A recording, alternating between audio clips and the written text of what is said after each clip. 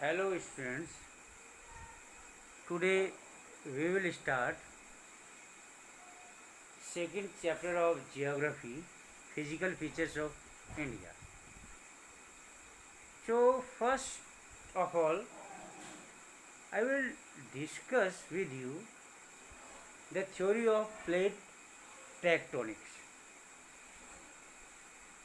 So student, as you all know, the crust of the earth has been formed out of 7 major and some minor plates, यानी कि जो हमारा earth crust है वह जो है 7 मेजर और कुछ माइनर प्लेट से बना हुआ है. And movements of plates result in building up stresses within the plates leading to folding, faulting and volcanic activity. So जो प्लेट्स का मूवमेंट होता है उनके बेस पे वोल्केनिक इरप्शंस होते हैं, वोल्केनिक एक्टिविटीज़ होती है, फोल्डिंग होती है, mountain folding and mountain faulting. So इस बेस पे यानी कि जो प्लेट्स मूव करती हैं वी डिवाइडेड या classified these movements into 3 types. Number 1, plates coming towards each other. जब प्लेट्स एक दूसरे की तरफ आती हैं they form convergent boundary. Plates moving away from each other. जब प्लेट्स एक दूसरे दूर चली जाती हैं we call them divergent boundary. Then when two plates horizontally past each other they form transform boundary. जब एक प्लेट दूसरे प्लेट के ऊपर निकल जाती है हॉरिजेंटली उसको हम ट्रांसफॉर्म बाउंड्री कहते हैं.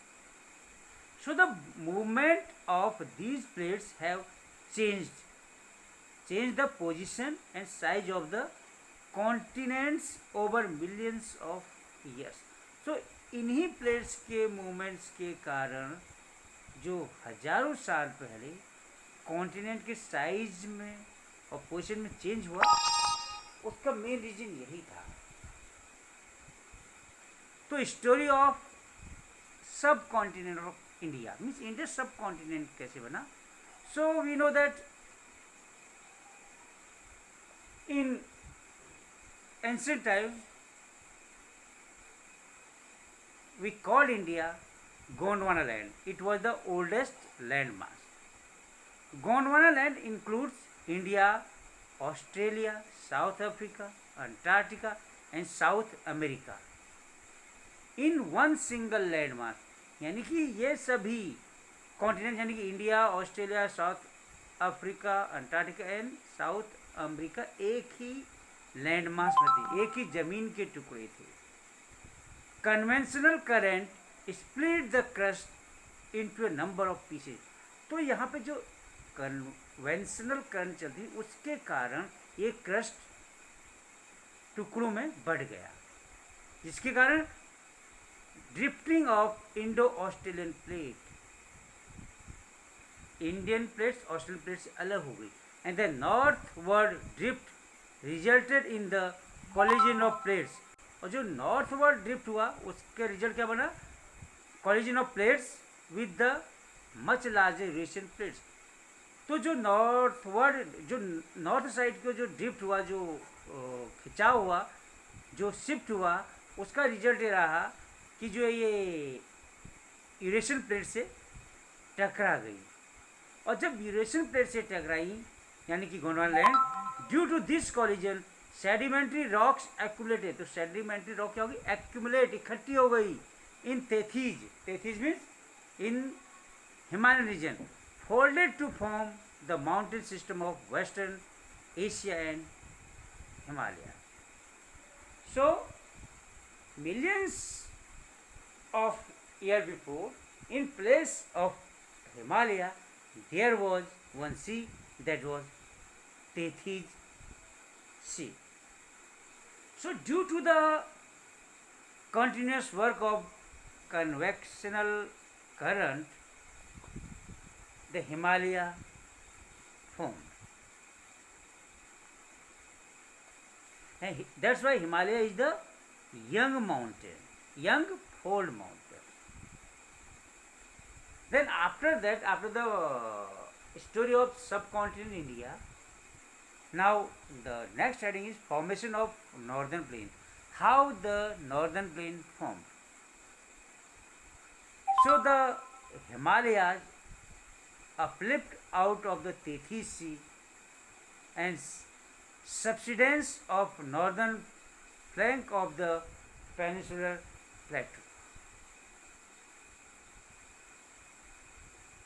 Gradually depression got filled with deposition of sediments by the rivers, flatland and alluvial deposits led to the formation of northern plain. यानी कि नॉर्दर्न प्लेन या हिमालयन प्लेन कैसे बना, तो इसका एक स्टोरी है नॉर्मल सी. The northern plain of India are alluvial plain of India. ये एलुवियल प्लेन है. They are found by the sediments.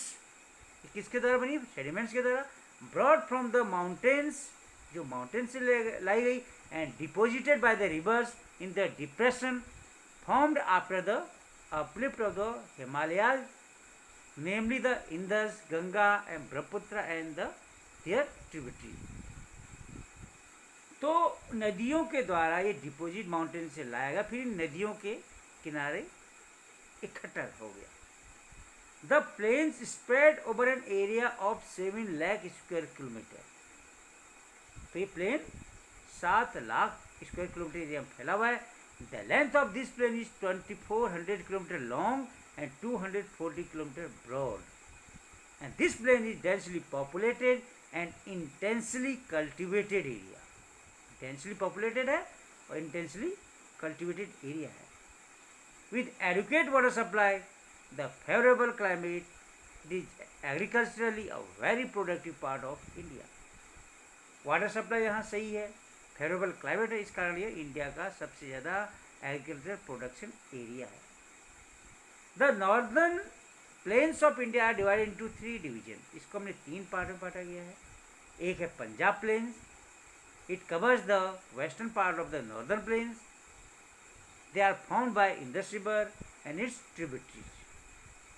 Second one is the Ganga plains, extends between Ghaghar and the Teesta river, spread over the states of Haryana, Delhi, UP, Bihar, Jharkhand and West Bengal. और तीसरा है the Brahmaputra plain lies to the east of Ganga plain and it covers the area of Assam. So dear student, try to understand this, listen this video carefully, then we will discuss next topic of this chapter. Till then, thank you.